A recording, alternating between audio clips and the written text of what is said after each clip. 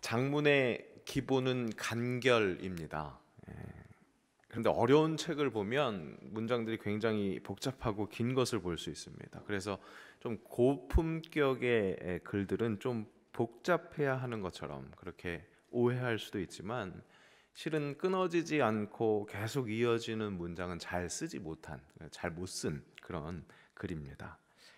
다만 글이 그렇게 길게 이어지는 이유를 변명할 수 있을 텐데, 이 워낙 어려운 이야기를 하려다 보니까 짧게 표현하기가 어려우니까 그렇게 길어졌다라고 변명할 수 있을 것 같습니다.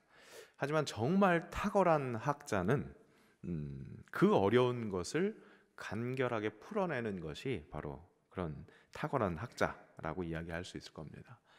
사도 바울은 참 탁월한 사람이었습니다. 많은 서신들을 통해서 그리스도 예수의 복음을 참 간명하게 전하는 것을 보면 그것을 그렇게 알 수 있습니다. 그런데 그렇게 탁월한 바울이 바울답지 않은 그런 문체를 보이는 것이 있는데, 바로 에베소서의 시작 부분이 그렇습니다. 1장 1절에서 2절 아주 간단하게 인사말을 하고 나서 이어지는 찬미송이요, 3절에서부터 14절까지 끊어지지 않고 계속해서 이어지고 있습니다. 제대로 읽으려면 숨이 막힐 정도로 그렇게 이어지는 것을 볼 수 있는데요, 무엇인가 가슴에 뭔가 벅참이 있는 것 같습니다. 그래서 멈출 수 없는 폭주 기관차처럼 그렇게 달려가는 것 같은 그런 느낌입니다. 그 긴 폭주 기관차, 3절에서 14절까지 그렇게 긴 폭주 기관차의 강한 동력이 되는 것이 무엇인지 그 시작 부분에서 좀 캐치해낼 수 있을 것 같습니다. 찬송하리로다 하나님 곧 우리 주 예수 그리스도의 아버지께서 그리스도 안에서 하늘에 속한 모든 신령한 복을 우리에게 주시되 곧 창세 전에 그리스도 안에서 우리를 택하사라고 표현하는 것, 바로 그것입니다. 뭐 앞에 복자도 있고요, 정말로 가슴이 뛰게 하는 많은 말들이 있을 수 있지만, 거기에 정말로 방점을 찍는 것은 어떻게 보면 창세 전에 우리를 택하셨다는 것, 그리스도 안에서 우리를 택하셨다는 그 사실, 그것이 바로 그렇게 폭주 기관차처럼 달려가는 그 고백의 동력이지 않을까 싶습니다. 하나님께서 창조하신 피조물로서 정말 가장 큰 복은 지으신 그대로 다시 회복되는 것, 그렇게 돌아가게 하는 것, 구원되는 것, 그것일 겁니다. 그 구원의 복, 그 복의 근원은 바로 그 구원받은 자로 택함 받았다는 사실, 우리를 향한 그 하나님의 선택일 겁니다. 이 선택에 대한 놀라움, 이 가슴 벅참, 정말로 대단한 그 은혜다라는 것을 표현하기 위해서 어떤 주석가는 이렇게 그것을 설설하는 것을 볼 수 있습니다. 어째서 하나님이 우리를 복음에 참여하도록 부르셨는가? 어째서 풍성한 은혜를 날마다 부어주시는가?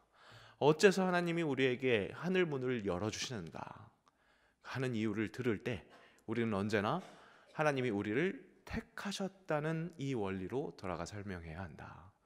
사실 우리가 하나님의 선택을 받은 것이야말로 참된 최고의 복이며 모든 선한 것들의 근원이며 원천이다. 그렇게 이야기합니다. 맞습니다. 우리가 선택되었다는 것, 그것은 정말 놀라운, 너무나 감격적인 복 그 자체라고 할 수 있겠습니다. 내가 선택된 이유를 내 안에서 찾을 수 없기 때문에 그렇습니다. 오히려 버림받을 만한 이유, 선택되지 못할 만한 이유를 많이 찾을 수 있습니다. 그것을 누구보다도 내가 잘 압니다.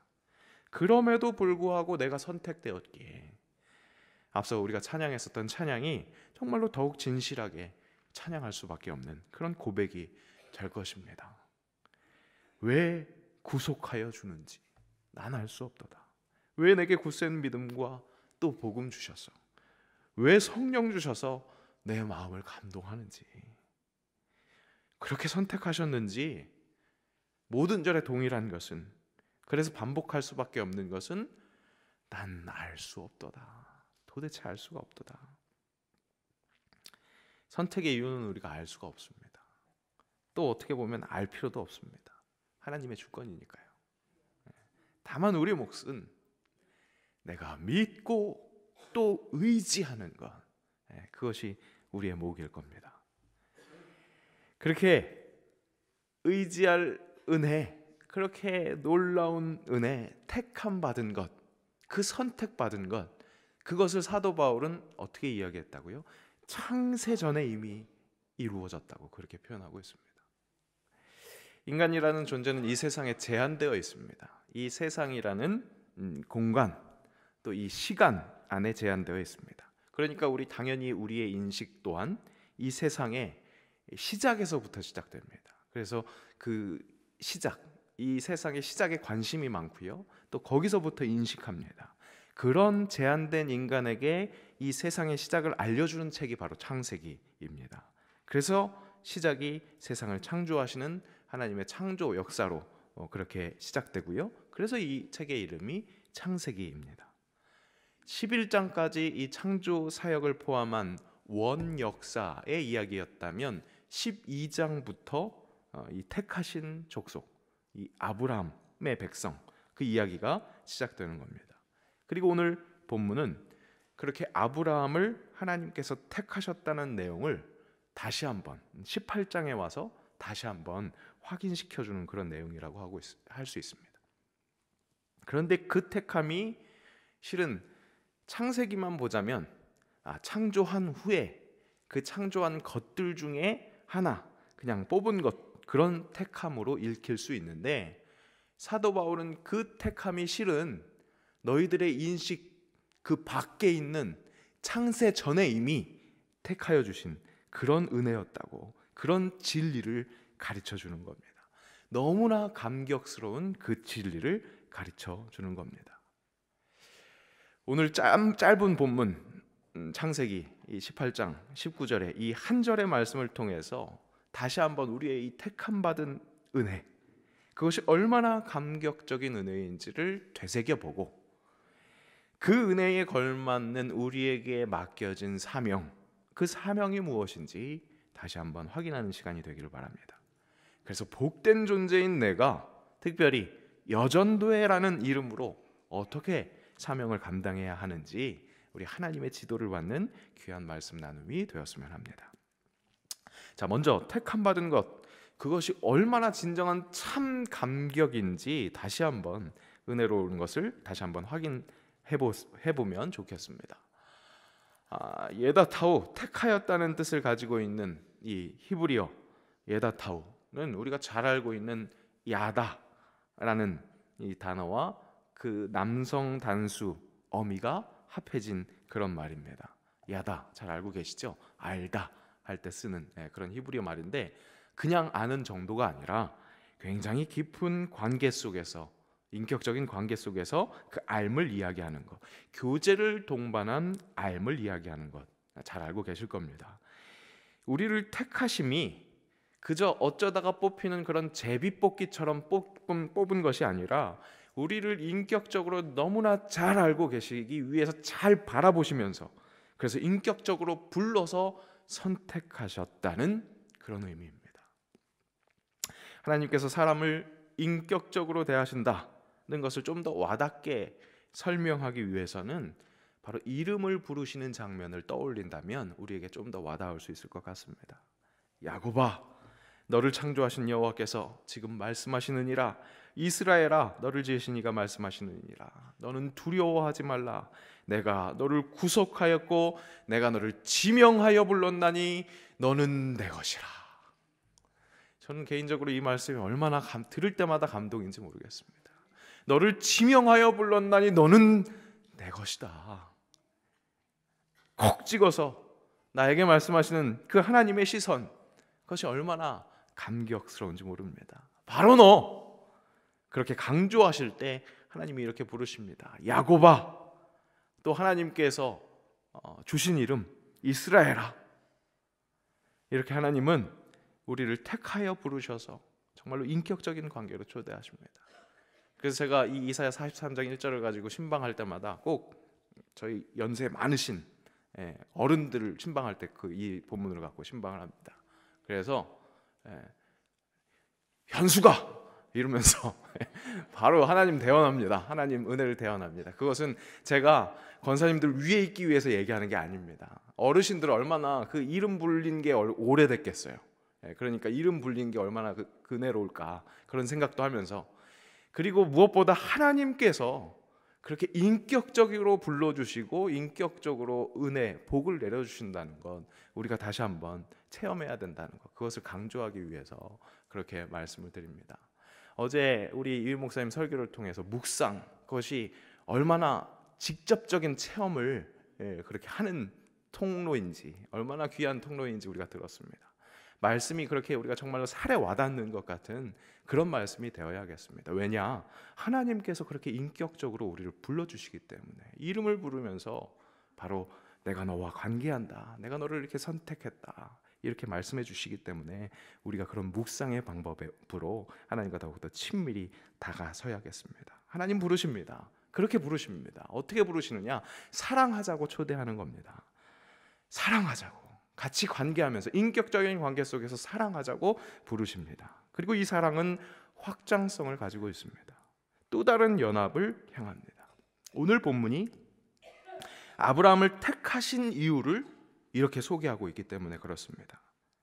오늘 본문, 내가 그로 그 자식과 건속에게 명하여 여호와의 도를 지켜 공의와 정의, 의와 공도를 행하게 하려고 그를 택하였나니, 그렇게 말씀하고 있습니다. 왜 택했다고요? 공의와 정의를 행하게 하려고. 그것은 결국에는 그 자식과 건속에게 명해서 가정 공동체에게 명하게 하려고 택하셨다는 겁니다. 하나님의 택함은 그들에게 전하라는 겁니다. 너만 택함 받은 게 아니라 건석과 가정에게 그것을 전하라는 겁니다. 그렇게 택함을 받은 그 건석과 가정, 그들에게 필요한 것이 무엇이냐? 바로 여호와의 도를 지키는 것. 여호와의 도를 지키는 것. 그럼 여호와의 도는 무엇이냐? 그분의 뜻을 따르는 겁니다. 구약에는 그것을 율법으로 그 길을 이야기해 주었습니다. 하지만 그 율법을 몸소 다 지킬 수 없는 것이 인간이라는 것을 깨닫게 되었습니다. 그렇게 율법은 인간 스스로 여호와의 도를 갈 수 없다는 것, 그렇게 지켜낼 수 없다는 것을 가르쳐 줬습니다. 그래서 신약, 새 언약이 나타납니다. 우리 안에서 택함 받을 이유를 도통 찾을 수 없는 것처럼 율법을 우리가 지켜낼 수 있는 것, 율법을 어떻게든 지켜나갈 수 있는 것도 찾을 수 없습니다. 그렇게 율법이라는 길로 갈 수가 없습니다. 하지만 확실한 길, 예수 그리스도가 새롭게 허락되었습니다. 그 진리가 우리를 자유하게 합니다. 그 진리가 드러나는 것, 예수님이 승천하신 이후에는 우리가 그 진리를 어떻게 볼 수 있느냐? 오직 하나님의 말씀으로 볼 수 있습니다. 예수님이 십자가 고난을 앞에 두고 이 세상을 향해서 대제사장적인 기도를 하실 때 이렇게 간구하십니다. 그들을 진리로 거룩하게 하옵소서. 아버지의 말씀은 진리니이다. 결국 여호와의 도, 우리가 지금 이 시간에 지킬 수 있는 여호와의 도는 예수님을 말씀하신 하나님의 말씀, 그것을 붙드는 것입니다. 사랑이신 하나님께서 인간적인 관계로 가르쳐 주려고 하는 사랑, 즉 그 하나님은 예수 그리스도라는 길을 통해서 알 수 있습니다. 하나님께서 택하여 부르셔서 시작되는 그 하나님과의 인격적인 관계는 하나님의 도, 예수 그리스도를 통해서 가능합니다.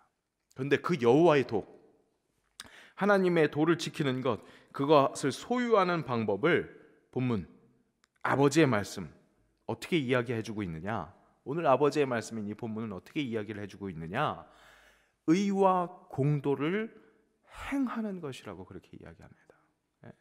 그저 보이지 않는 하나님의 도를 따르는 것은 보이지 않는 것, 기도하고 그냥 보이지 않는 것으로 그렇게 가는 게 아니라 확실히 보이는 의와 공도를 행하는 것, 그것이라고 이야기합니다. 이 의와 공도는 각각 어떻게 해석할 수 있느냐? 인간의 윤리적인 도덕적 기준, 그리고 하나님의 의, 그렇게 해석할 수 있습니다. 결국 하나님의 도를 따르는 것은 예수 그리스도의 사랑, 그것을 지키는 것은 인간의 윤리적 도덕적 기준과 연결되어 있다는 겁니다. 하나님이 보여주신 하나님의 도, 예수 그리스도, 바로 그분이 성육신, 이 땅에 성육신 하신 것처럼, 그런 하나님이 되신 것처럼 우리가 그분의 도를 지키는 것 또한 보이지 않는 하늘 저 어딘가에 있는 것이 아니라 사람의 윤리적 도덕적 기준을 지켜서 행하는 것이 포함되어 있다는 사실, 그것을 잊지 않아야 합니다. 우리는 신앙한다는 것, 즉 신앙생활을 한다는 것이 세상과 분리되어서 경건한 삶을 살아가는 것, 그렇게 하나님과의 보이지 않는 그 연결되어 있는 그 연결선에 익숙해 있습니다. 그것은 항상 익숙해 있습니다. 하지만 진정한 하나님에도 그리스도 예수가 가르친 대로 살아가는 삶은 지극히 상식적인, 즉 사람으로서의 도덕과 윤리를 포함하고 있다는 사실, 그것을 망각해서는 아니 될 것입니다. 즉 우리 신앙생활이 그것은 무엇을 뜻하느냐? 공동체를 향하고 있다는 것입니다. 믿음의 공동체뿐만 아니라 믿음의 공동체에서 훈련되어지면서 실전하는 그것으로 인하여 우리가 속해져 있는 세상의 공동체에도 영향력을 행사해야 한다는 것, 실생활에서 우리의 신앙이 확실히 적용되어야 한다는 것 잊지 말아야 한다는 겁니다. 오늘 말씀은 확실히 선택하신 하나님, 그렇게 은혜를 주신, 나에게 1대1로 은밀하게 감동과 감격을 주시는 그 하나님을 돌이켜 보면서 시작하게 합니다. 하지만 그것으로 끝나는 게 아니라 그 인격적인 선택은 어떤 목적을 가진 선택이었습니다. 어떤 목적입니까? 하나님께서 나를 선택하신 것, 분명히 인격적인 부르심이지만 정말로 은밀한 교제이지만 나는 너만 필요해 라고 말씀하신 것이 아니라는 사실입니다. 그 자식과 건석에게 명하여 여호와의 도를 지켜 공의와 정의를 행하게 하려고 그를 택하였다고. 자식과 건석, 그 가정이, 그 공동체가 함께 여호와의 도를 지키는 것, 그 도를 지켜 행하는 것, 그것이 무엇이라고요? 사람이 지킬 윤리적 도덕적 행동, 또 하나님의 의, 그 정의와 공의, 의와 공도를 행하는 것, 그렇게 행하는 것이 오늘 말씀 마지막에 보니까 아브라함에게 말한 것을 이루게 하는 것이래요. 아브라함에게 하나님께서 말한 것이 무엇이었을까요? 하나님께서 말한 것은 바로 다른 것이 아니라 일방적으로 선포해 주신, 막 쏟아내어 주신 복이었습니다. 그 복을 이루게 하는 것, 그것이 우리의 행함이라는 거죠. 그 복이 어떤 것인지 한번 확인해 볼까요? 은혜로우니까 우리 함께 읽겠습니다. 내가 너로 큰 민족을 이루고 내게 복을 주어 내 이름을 창대하게 하리니 너는 복이 될지라. 너를 축복하는 자에게는 내가 복을 내리고 너를 저주하는 자에게는 내가 저주하리니 땅의 모든 족속이 너로 말미암아 복을 얻을 것이라 하신지라. 이렇게 큰 복을 허락하셨습니다. 근데 이 복이 어떻게 이루어진다고요? 여호와의 도를 지켜 행할 때, 어떻게 공의와 정의, 의와 공도를 행할 때 구약 성경에 나타난 그 약속의 성취의 틀이 그대로 나타나는 겁니다. 어떻게? 약속하셨습니다. 그것을 순종하니까 성취하시는 겁니다. 다시 한번 정리해 볼까요? 아브라함을 부르신 것, 선택하신 것부터가 놀라운 은혜입니다. 아니, 사실 복의 근원, 복의 전부라고 할 수 있을 정도로 감격이 넘치는 은혜가 바로 선택받은 것, 택함 받은 것입니다. 그렇게 부르신 것은 아브라함 혼자 은혜를 독식하라고 부르신 것이 아닙니다. 부르신 이유를 공동체에게 그 기쁜 소식을 전달하게 하신 것이라고 했습니다. 전달해서 함께 여호와의 도를 지켜 공의와 정의를 행하게 하는 것이라고 그렇게 말씀하셨습니다.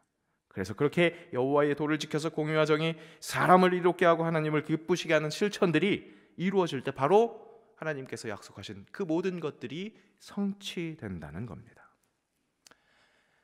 우리 사랑하는 여전도회 회원 여러분, 우리의 정체성은 확실히 전도인입니다. 아멘이십니까? 워낙 그리스도의 정체성이 전도인이기 때문에 우리의 정체성이 전도인이요, 또 우리의 회의 모임의 이름이 전도회이기 때문에 너무나 뚜렷한, 도망갈 수 없는 정체성이 바로 전도인입니다. 그래서 그렇게 선택된 것, 창세전부터 선택된 그 어메이징 그레이스, 그것을 내가 속한 공동체에 확장시키는 그 전도가 우리에게 허락된 사명, 도망갈 수 없는 사명이 확실합니다. 그렇게 할 수 있는 것, 바로 오늘 말씀 가르쳐주는 대로 공의와 정의를 행하는 것입니다. 행하는 것. 그럴 때 바로 명할 수 있습니다. 마지막으로 오늘 본문을 다시 확인해 보면서 꼭 놓치지 말아야 할 부분 다시 한번 잡아냈으면 좋겠습니다. 내가 그로 그 자식과 건속에게 명하여, 그렇게 말씀하고 있습니다. 명하여 여호와의 도를 지키자, 공의와 정의를 행하자, 그래서 우리에게 허락하신 복을 이루어내자.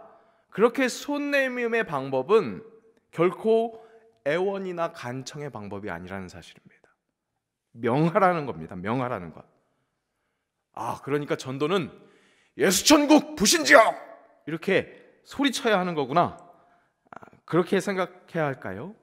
물론 그것도 필요하겠습니다.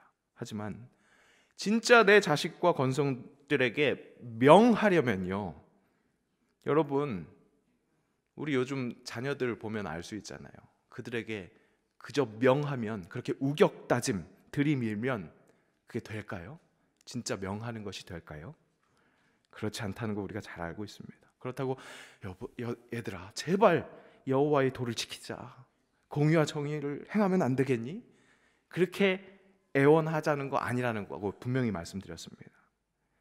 그런데 정말 강하게 명할 수 있는 것은, 우리가 속한 공동체의 일원들에게 명령하듯이 그렇게 확실한 영향력을 끼칠 수 있는 것은 바로 내가 여호와의 도를 지키는 것, 공의와 정의를 항상 행하는 것, 바로 그렇게 드러나는 것, 그것만이 진짜 명령할 수 있는 권위가 됩니다. 우리가 살아가는 이 시대는 포스트 모더니즘을 뛰어넘어서 이제는 포스트 모더니즘쯤 되는 것 같습니다. 절대 권력이 절대 없는 시대입니다. 그 누구도 그 누구의 명령을 듣지 않습니다. 이 시대에 명령하는 것과 같은 확실한 권위는 철저한 솔선수범만입니다. 내가 행할 때 영향력을 발휘할 수 있습니다. 우리 주님 예수 그리스도의 방법이 그것이었습니다. 내 계명은 곧 내가 너희를 사랑한 것 같이 너희도 서로 사랑하라, 그렇게 말씀하시죠.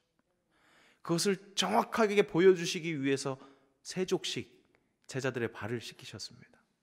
그때도 이렇게 말씀하시죠. 내가 너희에게 행한 것 같이 너희도 행하게 하려 본을 보였노라, 그렇게 말씀하셨습니다. 예수님의 방법입니다. 내가 나부터 의와 공도를 행하는 것, 그렇게 윤리적 도덕적인 아름다운 영향력을 행사하는 것, 그것이 우리에게 요구되는 것입니다. 택함의 은혜에 감격해서 하나님의도 그리스도 예수의 가르침대로 공의와 정의를 지킴으로 사랑하는, 그렇게 전도자의 사명을 감당하는 우리 모든 여전도의 회원들 되시기를 주님의 이름으로 축복합니다. 기도하겠습니다. 택함을 받은 백성, 그 놀라운 은혜, 주체하지 못할 은혜 제대로 감사하게 하옵소서. 그 은혜에 멈춰 있는 것이 아니라 공동체를 향하여 여호와의 도를 지켜 행하게 하옵소서. 그렇게 의와 공도를 행함으로 사랑하게 하옵소서. 복음으로의 초대가 간청과 애원하는 것이 아닌 행함으로 확실한 담대한 선포가 되기를 원합니다. 주님, 부족한 우리를 주장하여 주옵소서. 바로 그때 허락하신 한량없는 복, 은혜가 완성되는 것 우리 체험하게 하시고 그야말로 복을 나눔으로 복을 제대로 누리는 주의 자녀 되게 하옵소서. 그렇게 행함으로 택하여 이루시는 일에 적극 사용되는 여전도의 그 모든 회원들 되게 하옵소서. 예수님의 이름으로 기도합니다. 아멘.